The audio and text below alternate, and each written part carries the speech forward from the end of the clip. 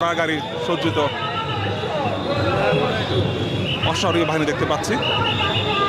এরপর দেখতে পাচ্ছি যে যত ক্ষুদ্র নৃগোষ্ঠী আছে, মারমা, চাকমা সহ যে ক্ষুদ্র নৃগোষ্ঠী আছে, তারা কিন্তু তাদের যে সংস্কৃতি, সেই সংস্কৃতি ফুটিয়ে তুলছে।